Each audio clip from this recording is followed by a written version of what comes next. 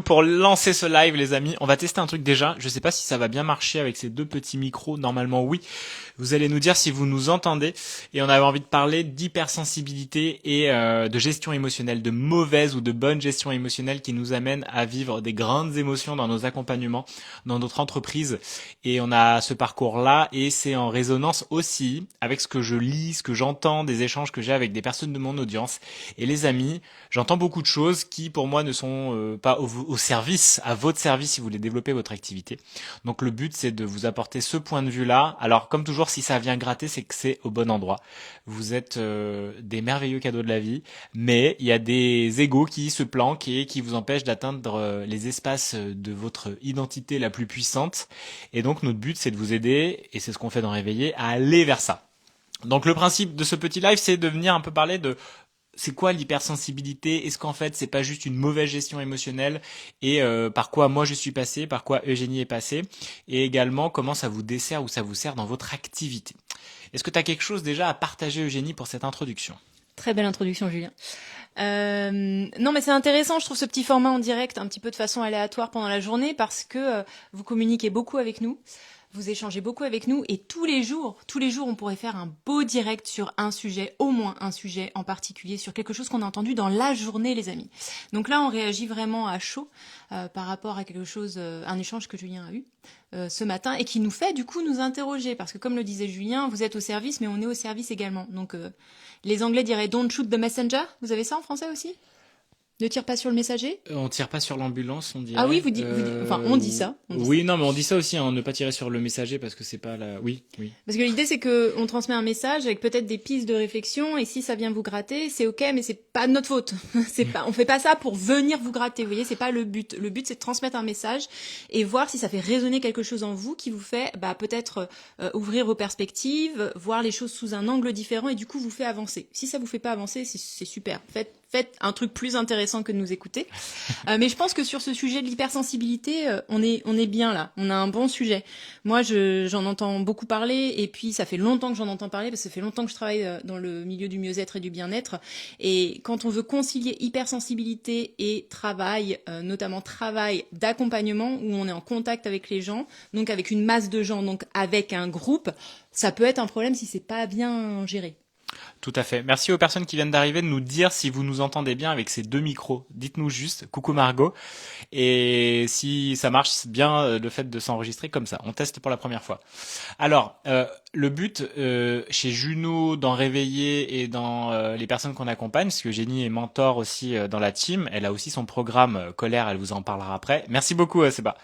Et l'idée c'est que nous on est là pour vous aider à avoir une activité qui fonctionne, c'est-à-dire il y a de l'acquisition, il y a des gens qui viennent vous voir, il y a des gens qui résonnent avec vos contenus, qui répondent aux commentaires, vous allez échanger avec eux, vous allez les voir en DM et derrière il y a de l'argent, il y a des offres qui se vendent. Donc le but c'est ça. Et le but aussi c'est de savoir qu'est-ce qui vous empêche d'atteindre vers cette entreprise qui fonctionne au mieux, qui gagne de l'argent et qui vous amène ce sentiment de contribution, de connexion à une tribu de cœur avec une offre alignée, avec de l'argent qui rentre aussi en quantité suffisante pour vous et que vous sentiez vraiment que cette liberté de travailler à son compte avec les réseaux sociaux comme Instagram, c'est incroyable et joyeux et c'est ce que je transmets parce que ça fait 5 ans que je me suis lancé dans cette aventure et que j'adore. Le but de l'entrepreneuriat, c'est d'y rester les amis, c'est pas d'arriver au bout à quelque chose ou autre. Peut-être vous voulez viser des paliers de 100 000 euros, 1 million d'euros, je ne sais pas.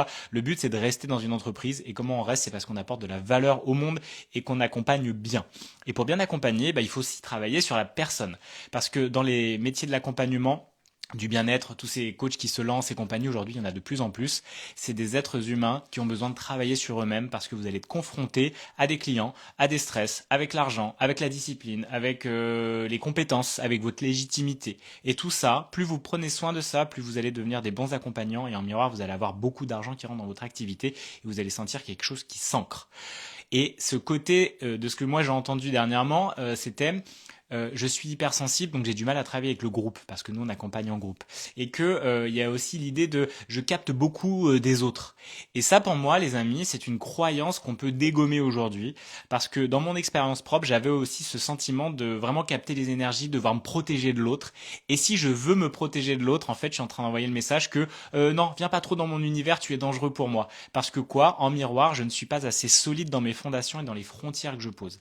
Et j'ai vraiment vu la différence d'un Julien qui faisait des crise d'angoisse il y a 3 ans, parce qu'il avait peur de mourir tout seul le soir dans son lit dès qu'il sentait que son cœur battait un peu vite, juste parce qu'il travaillait trop et qu'il ne mettait pas des limites dans ses journées, avec aujourd'hui le Julien beaucoup plus conscient qui peut enchaîner plein de travail, de l'intensité, des clients qui ont envie de le faire chier parce que c'est normal, on vient travailler avec de l'humain, ou alors avec le fait de tenir dans la durée, ou même avec la vie de couple, avec les challenges ou autres. Cette sensibilité, cette hypersensibilité aujourd'hui est juste beaucoup mieux gérée parce que c'était un problème de gestion émotionnelle.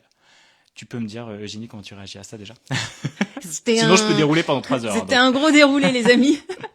Alors moi, mon angle d'attaque, mon cheval de bataille, c'est que vous duriez, mais pas que vous duriez nécessairement exactement dans le même motif professionnel que lequel dans lequel vous vous trouvez aujourd'hui, mais que vous ne fassiez pas le burn-out, vous ne fassiez pas je laisse tout tomber du jour au lendemain parce que j'ai pété mes limites et que je m'écroule et que voilà, il faut que je retourne dans le salariat. Si ça doit se faire, je vous souhaite que vous le fassiez en toute conscience et en toute, entre guillemets, bonne santé. Sauf que pour travailler dans le milieu du bien-être et du mieux-être depuis 2013, j'ai vu, et en étant chef d'équipe notamment, dans un spa par exemple, mais également en travaillant avec des collègues indépendants, je vous ai vu tomber comme des mouches. Et finalement, c'est, de mon point de vue, c'est terrible pour plein de raisons, mais une des raisons étant que si on fait ce métier, c'est pas pour rien, c'est qu'on est appelé. Il y a effectivement bon, le mot appel est le mot qui convient, donc je vais rester dessus. Il y a cet appel qui nous fait nous positionner comme ça professionnellement en indépendant, mais aussi au service du monde, parce que ça vient parler probablement de votre histoire personnelle et de votre parcours. On n'arrive pas là par hasard.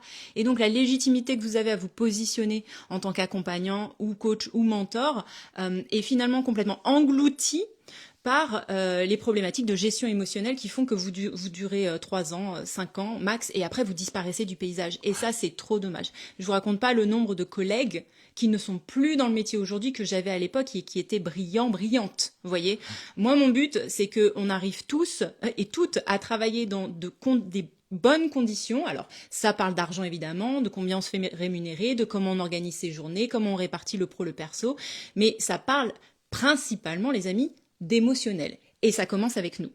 Donc l'hypersensibilité, gros sujet chez les accompagnants du mieux-être et du bien-être, mais aussi grosse étiquette qui peut servir d'excuse pour ne pas vous aller voir votre gestion émotionnelle. Et cette gestion émotionnelle, il faut vraiment aller taper dedans le plus tôt possible. On n'est pas sur des échelles de rapidité, il n'y a rien à soigner en 3 semaines, en 3 mois, en 3 ans, mais il faut aller regarder honnêtement ce qui se passe à l'intérieur avant que ça se, entre guillemets, retourne contre vous, parce que ce n'est pas vu, entendu et dans une certaine mesure compris et du coup maîtrisé et canalisé. Parce que la vie va vous montrer, quand vous lancez votre activité, mais une série d'épreuves incroyables pour aller accueillir de plus en plus ces parts d'ombre qui sont montrées avec vos peurs, avec l'argent, avec le fait d'être discipliné, avec les personnes que vous allez accompagner, avec les personnes qui viennent vous gratter et qui remettent en question votre cadre, votre légitimité. Tout ça, vous allez le travailler incroyablement parce que vous allez être challengé pour grandir. C'est l'être qui va se développer, comme je vous le disais, et plus votre être est dense, puissant et incarné, plus vous allez manifester de personnes, d'argent, d'abondance. Et ça demande effectivement d'être connecté au grand tout, à sa sensibilité, qui est un super pouvoir, mais qui va vous desservir si vous ne voyez pas derrière qu'il y a des personnes à renforcer. Enfin, des choses à renforcer chez vous parce que vous avez des frontières poreuses. Et l'hypersensibilité, c'est comme si vous aviez une fine couche par rapport à votre émotionnel, à votre cœur, et que vous avez besoin de constitué comme une peau épaisse, comme une corne qu'on aurait sur la main à force de faire, je sais pas, de la muscu ou quoi que ce soit, eh bien vous avez besoin de renforcer ça et la confrontation avec l'être humain va vous aider à ça. Donc si votre but c'est de bien accompagner, d'avoir une entreprise qui se développe, vous êtes obligé de passer par ces étapes de renforcement émotionnel. Et que vous cachez, comme on le disait avec Eugénie, dans ce côté je suis hypersensible, de je ne peux pas travailler beaucoup de monde, je vais pas me faire accompagner en groupe, je travaille mieux en one-to-one parce que sinon je capte tout. En fait, c'est que vous faites pas votre taf d'ancrage, de puissance et de protection avec vos frontières émotionnelles. Et pourquoi vous êtes débordante? Pourquoi vous débordez? Pourquoi l'autre déborde et envahit sur vous? Et on le voit avec le PKS, le Peter Koenig System et tout ce travail émotionnel que moi je fais depuis 5 ans, que Eugénie a commencé aussi depuis plusieurs années, mais avec le PKS depuis cette année, enfin ouais, presque bientôt 1 an avec la formation, et 6 mois au moins déjà. L'idée c'est d'aller libérer toutes ces ombres que les personnes nous forcent à accueillir. Donc si on veut se couper du groupe ou s'isoler ou rester dans son petit coin ou ne pas se montrer comme je disais ce matin en vidéo, eh bien vous vous empêchez de grandir. Alors que cette confrontation confrontation va vous renforcer. La confrontation va renforcer le système et ça va être vertueux pour vous. Ou alors ça va le rejeter, vous allez rester dans votre système actuel. Donc vous pouvez nous rejeter nous, les contenus, j'ai des personnes qui me follow, qui me refollow, bah, tous ces allers-retours, ces fuites et tout ça, ça parle juste de votre émotionnel et de votre manière de vous ajuster. Si vous nous rejetez, il y aura d'autres espaces dans votre vie où vous allez devoir accueillir ces ombres.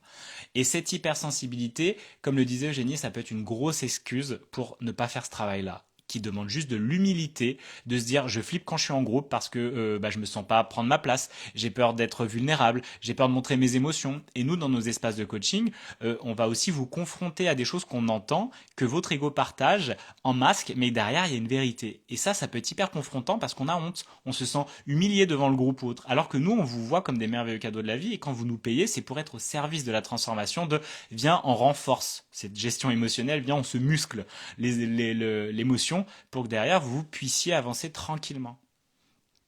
Eugénie, je te laisse la passe. J'aime bien.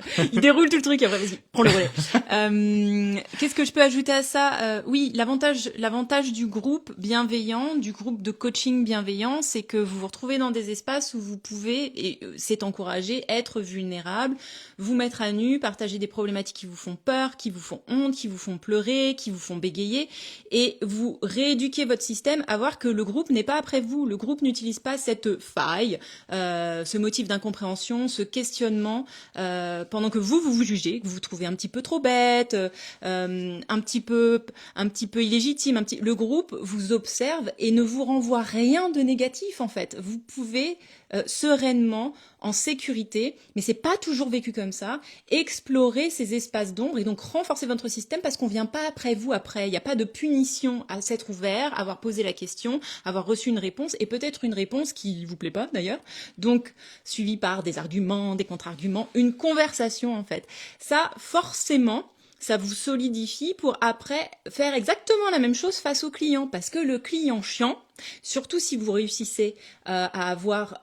c'est pas obligé, hein, de la quantité, mais on fait pas ça pour avoir de la quantité, on préfère avoir la qualité. Mais surtout si vous avez de la quantité, que vous êtes très visible sur les médias sociaux ou ces choses-là, le client chiant, la personne chiante, le client c'est bien, je recule encore un peu. La personne chiante qui vous a rien acheté, qui est même pas tellement intéressée par votre message, mais qui va venir piquer exactement là où ça vous gratte, parce que il ou elle va utiliser le mot, le ton de voix ou l'argumentation que vous redoutez à laquelle vous redoutez de faire face. J'ai oublié le début de ma phrase. Vous voyez, l'entraînement avec le groupe, bien plus que au-delà de ces croyances de se dire ça va diluer l'enseignement, va y avoir moins d'attention sur moi, l'entraînement avec le groupe va vous solidifier pour que quand vous soyez en one-to-one avec la personne chiante qui va dire le truc qui va bien vous faire réagir, mais en mode réagir réflexe, vous serez entraîné. Ce sera pas la première fois, vous serez moins en sueur. Vous voyez un petit peu ce que je veux dire ? Et dites-nous comment ça résonne pour vous, comment vous vous sentez par rapport à cette gestion émotionnelle, cette hypersensibilité, où est-ce que vous vous planquez encore et c'est ok. Mais tu as dit plusieurs choses intéressantes. Failles. Quand vous avez des failles et que vous prenez en fait les émotions, les énergies des autres, c'est juste que vous manquez justement de contenance. Plus vous êtes lumineuse et lumineux dans l'invisible et dans le visible, moins vous avez prise avec des ombres, avec des personnes qui viennent vous gratter haute parce que vous êtes présente, vous êtes stable, vous êtes en paix et vous n'êtes pas en train de réagir à la guerre intérieure d'une autre personne qui vient pointer la vôtre, qui est à l'intérieur de vous-même. Et l'idée, c'est d'aller s'entraîner, de renforcer vos défenses, ne plus laisser de failles pour que, effectivement, émotionnellement, vous vous sentez déstabilisé face à telle personne, un homme, une femme, ou peut-être que dans vos familles, ça vient de challenger, peut-être vos compagnes, compagnons. Tout ça, c'est des espaces d'entraînement. Et plus vous pouvez les renforcer, moins vous allez être activé. Et c'est là où vous voyez que dans la spirale, vous êtes monté. Parce qu'en fait, une personne qui vous disait ça il y a un an, aujourd'hui, c'est plus un sujet. Moi, j'ai eu plein de personnes qui, dans mon expérience, des clientes qui m'ont ghosté, qui sont parties, qui m'ont rejeté ou autre. Aujourd'hui, il s'est passé ça dernièrement. C'est pas du tout le même sujet. Je vois derrière qu'est-ce qui appartient à l'autre et je vois qu'à l'intérieur, ah ouais, c'est cool. Cette personne, en fait, est en train de me montrer que je peux me renforcer, que je suis aligné dans ma posture et que c'est confrontant pour des personnes et que ça va être génial pour d'autres. Et comme il y a cette évidence, il y a cette preuve depuis mon expérience que je vois, ah ouais, non, mais là, cette personne, elle adore ce que je dis la même chose à celle-ci et je me fais rejeter. Ah oui, je comprends qu'il y a des personnes qui vont raisonner, on va pouvoir avancer et il y en a d'autres qui vont bloquer là-dessus parce que c'est pas encore leur chemin ou que ça sera peut-être jamais le cas. Et donc ça, c'est hyper chouette. Vous avez besoin de plus de preuves, donc entraînez-vous à faire des coachings offerts, des rendez-vous découvertes et des lives et de l'expérience émotionnelle pour vous entraîner. Mais vous allez forcément challenger challenger dans votre business, ça c'est sûr, surtout si vous accompagnez de la matière humaine, quoi. Vous accompagnez des gens, donc c'est évident qu'il y a des émotions, il y a du stress et tout, surtout nous dans le côté émotionnel du coaching et du développement d'une activité. Oh, si vous saviez, on en entend des trucs, hein, et moi j'en lis et j'en vois. Et aujourd'hui, je vois, ah ouais, putain, j'ai juste eu la force de tenir bon pour me renforcer assez longtemps. Donc, comme j'ai pu muscler ça, aujourd'hui, on va vous transmettre ça et c'est ce qu'on fait. Et dans un espace de groupe, si vous cherchez, comme tu l'as dit aussi après, de l'attention, c'est que vous en manquez avant tout envers vous-même. C'est que vous ne vous portez pas attention. Et si vous souhaitez avoir un one-to-one en particulier avec un coach et que vous souhaitez avoir toute l'attention, pourquoi vous manquez autant d'attention en fait? Donc là aussi, il y a des failles. Et donc peut-être qu'il y a d'autres personnes et que vous sentez dans le groupe, ouais, mais en fait, moi j'aimerais bien qu'on s'intéresse à moi. Alors que ça résonne incroyablement si vous écoutez les problèmes des autres personnes qu'elles expriment dans le groupe, c'est méga puissant. Donc regardez toutes ces failles-là, j'ai besoin d'attention, je me sens pas légitime, je me sens pas reconnu, relation au père, relation à la mère, tous ces espaces-là se montrent en fait dans cette pseudo-hypersensibilité, et c'est pas péjoratif, c'est juste qu'il y a des vrais gros niveaux de sensibilité, il y a des personnes qui ont peut-être besoin énormément, je sais pas, de médicaments ou de cadres ou de médecine par rapport à ça, et d'autres qui sont juste sensibles, mais c'est au service de ce monde si juste tu te renforces. Donc aujourd'hui c'était vraiment le message qu'on avait envie de vous passer, les amis, vous avez cette puissance en vous, transformez-la et faites-vous accompagner avec des miroirs bienveillants et au service de votre évolution. Pas avec la vie qui va vous challenger dans tous les cas, mais venez dans un espace d'entraînement. C'est ça un accompagnement, c'est un espace d'entraînement et derrière vous allez pouvoir vous amplifier et quand vous allez avoir des confrontations dans votre vie quotidienne ou personnelle ou professionnelle, ça va être beaucoup plus facile. C'est là que je prends la suite. C'est là que tu prends la suite. Oui, alors voilà, du coup l'accompagnement, c'est toujours le même sujet. Si vous en êtes arrivé à un niveau où vous vous dites le groupe c'est pas pour moi, je suis en train de viser cet accompagnement avec cette personne dont j'admire le travail, je me sens attirée par son énergie, le budget me convient, les horaires me conviennent, mais c'est un truc de groupe donc je suis pas sûre, ça veut dire que ça a glissé déjà vachement loin. Parce que tout à l'heure j'étais à Leclerc. Vous savez, c'était férié hier, et là, je pense que les gens, ils reçoivent toute leur famille. En plus, on a la cérémonie de clôture du Vendée Globe demain avec le feu d'artifice et tout. Il y a du camping-car, les amis. J'étais à Leclerc, on est arrivé à l'ouverture. Julien, il est parti faire sa salle de sport, et moi, je suis partie à Leclerc.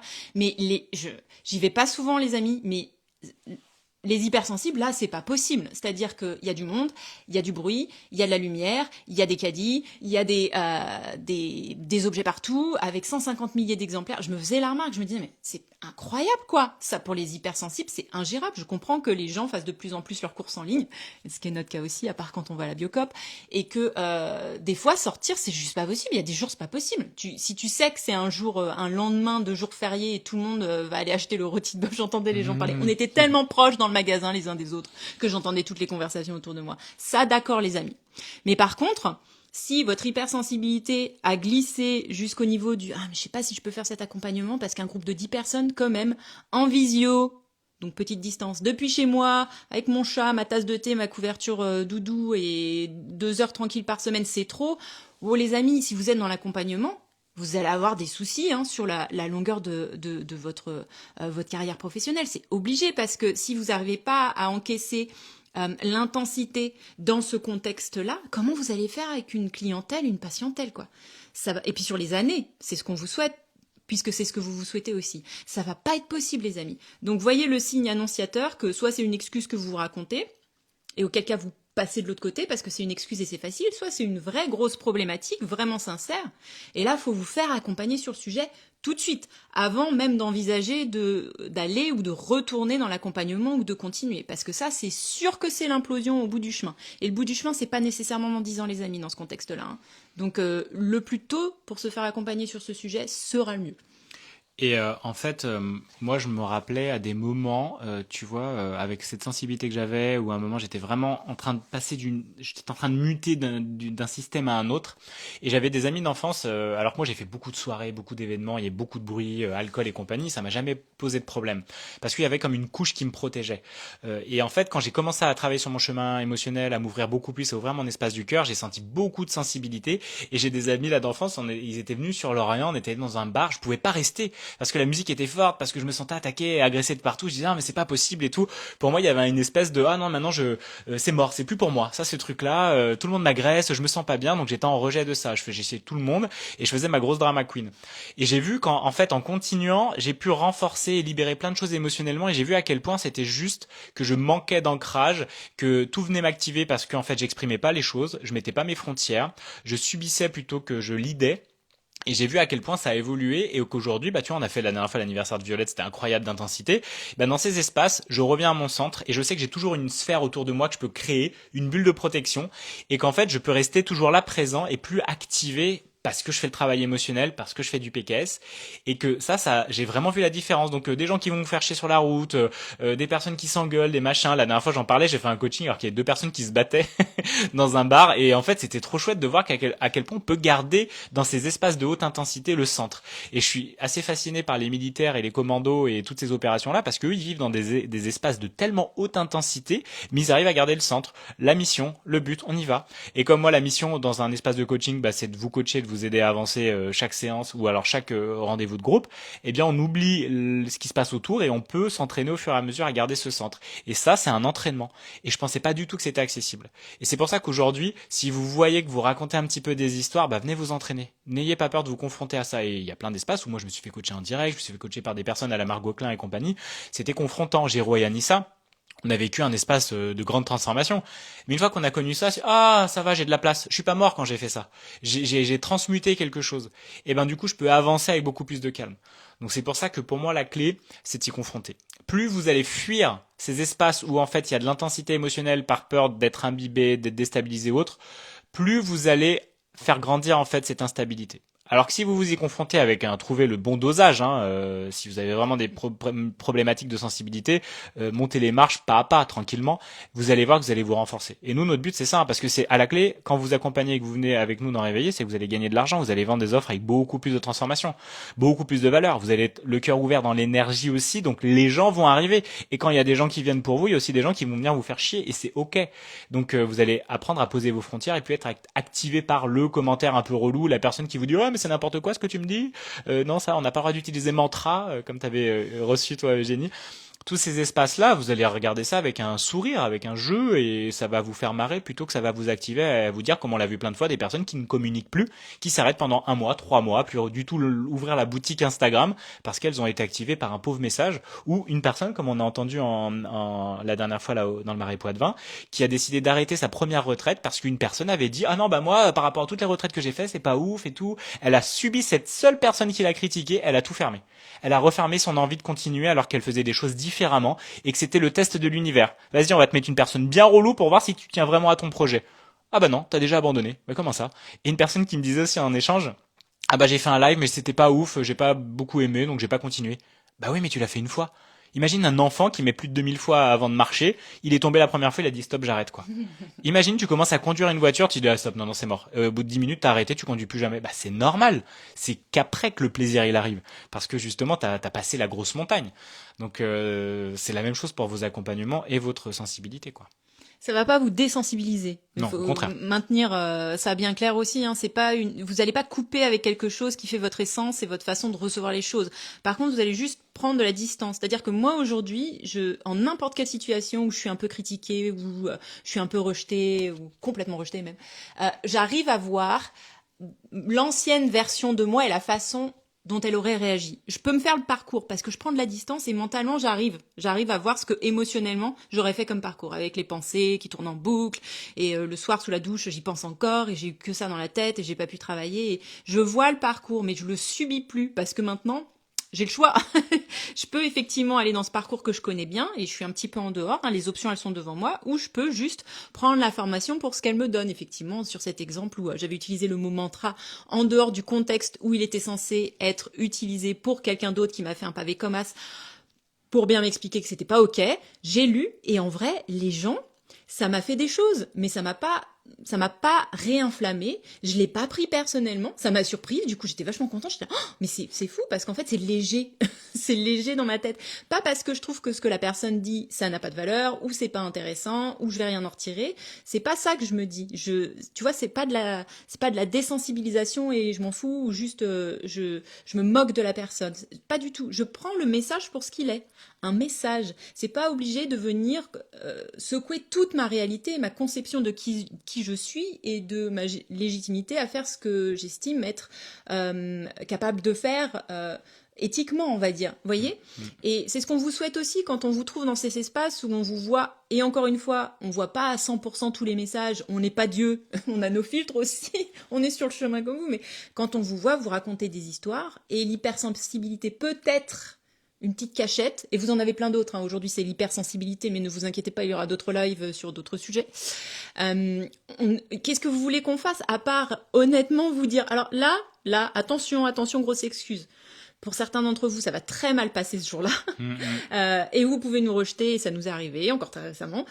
Pour d'autres, vous allez vous dire, ah, c'est curieux, peut-être ils ont raison, peut-être ils ont tort, j'en sais rien, mais en tout cas, je prends l'information et je dors dessus et on verra. Et pour d'autres d'entre vous, encore une fois, c'est le bon moment pour recevoir le message de oh mais c'est vrai, ce marqueur identitaire que j'utilise depuis 20 ans, mais en fait je peux l'enlever, c'est un post-it que je me colle sur le front depuis 20 ans, et là je me rends compte que je peux décider de ne plus me labelliser hypersensible dans certains contextes, par exemple. Vous voyez, ou je peux décider que cette hypersensibilité, il faut que j'aille la travailler vraiment sérieusement avec tous les inconforts que ça impose, parce que je vois aujourd'hui que si je continue, je vais au burn-out, je vais au réveil constant de trauma, la blessure, la douleur perpétuelle, et ça on peut pas en tant que coach et accompagnant vous laisser partir dans cette direction sans vous dire attention, le ravin il est là, dans 10 mètres.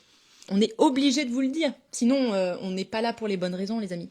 C'est clair, et je pense aussi souvent à Anissa qui nous disait ça, allez voir ce qu'elle fait Anissa Lalaoum pendant la retraite ou même après dans ses contenus.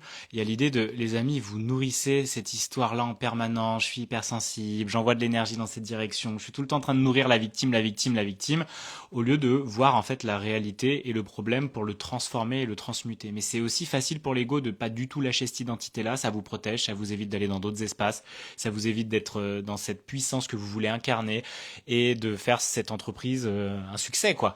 Donc les amis, vraiment, on va terminer la ce live dans pas longtemps parce que j'ai un rendez-vous découverte dans 10 minutes. C'est de vraiment en fait arrêter de vous raconter des histoires, d'accepter que c'est des jeux de l'ego, que c'est ok. C'est pas grave en fait, vous avez le droit de dire merde, bon là je me racontais des histoires, maintenant je vais changer ça, puis on avance. D'accepter de l'aide parce qu'on ne peut pas avoir ses ongles morts, pour moi c'est un auto-sabotage garanti si on ne se fait pas accompagner, parce qu'il y a tellement de zones qui viennent nous confronter et d'espaces qui viennent nous confronter, surtout quand on a beaucoup de sensibilité et qu'on veut accompagner des gens. Les amis, faites-vous accompagner, je ne vois pas comment on peut faire autrement, c'est ce qu'on fait nous et je vois la différence. Et puis ensuite, vous avancez tranquillement, vous mettez les actions en place, vous augmentez la jauge pour pouvoir transmuter ça et vous apprenez à mettre vos frontières et vos limites. Et justement, tu peux parler de ton programme aussi, Eugénie, Colère, parce que c'est aussi exprimer vos frontières que d'arriver à vous exprimer avec fermeté ou d'aller voir les espaces où vous avez tout refoulé. Et moi, j'ai bien vu à quel point, en fait, je n'osais pas dire les choses. C'est pour ça aussi que je me faisais envahir, je me sentais trop sensible et que j'avais besoin de dire non, ça c'est pas pour moi, ça dégage, j'aime mieux être seul en fait. C'est juste que j'avais du mal à mettre ma frontière, à exprimer mes colères, quoi. Tu nous en parlais avant qu'on termine? Alors, le programme Colère, il y a ma mère qui regarde. Coucou Dominique. Coucou Dominique et coucou Sophie. Il y a Sophie qui disait ouais, merci dans Sophie. le chat. Ouais.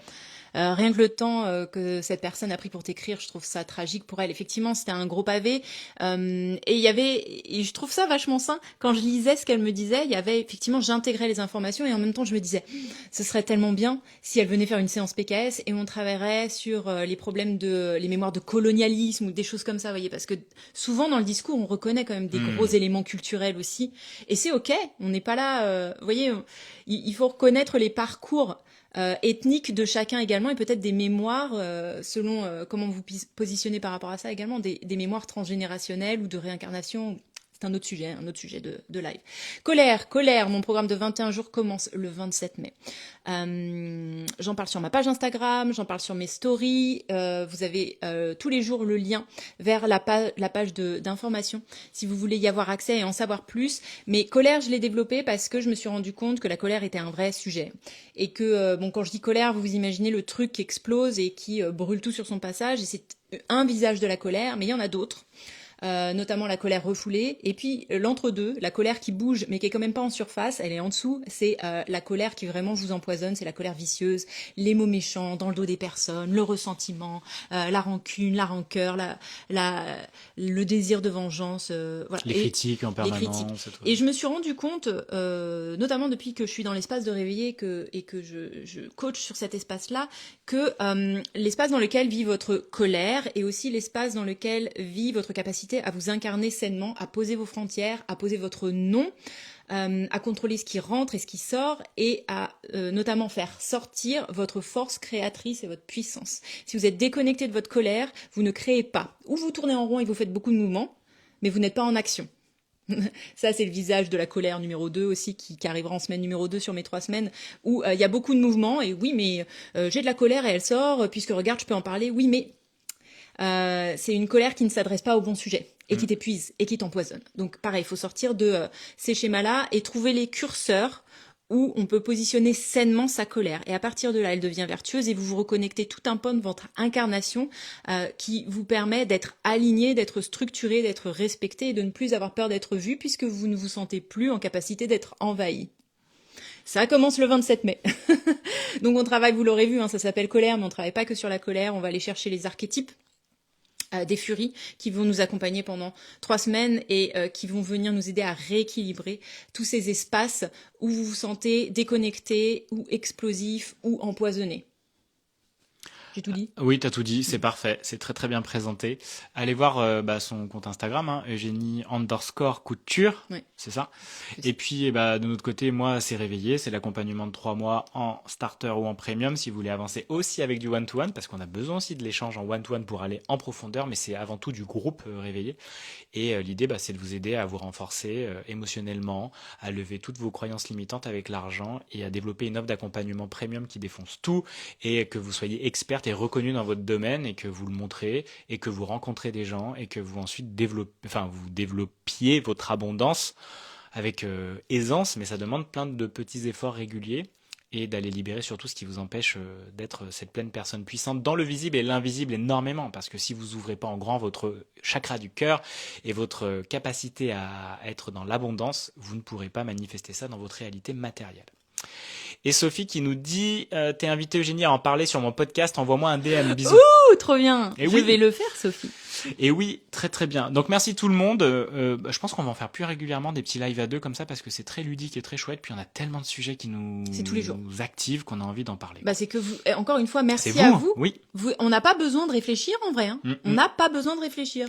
Tous les jours, vous nous donnez matériel à échanger. C'est pour ça qu'il faut parler aussi avec son audience. Moi, je parle beaucoup en DM avec vous. C'est pour ça aussi que j'ai des infos et qu'on peut derrière dire il faut que j'en parle en story ou en contenu. Et puis, c'est aussi ce que disait Bert Hellinger, soyez juste sans attente, arrivez dans votre journée et vous allez voir ou dans vos accompagnements ou dans vos vidéos, il y a toujours quelque chose qui va descendre. Si vous êtes vraiment en creux et évitez de faire le sachant, la sachante, faites juste, voilà, je suis là, je suis connecté, je suis en présence, vous allez voir que tout descend.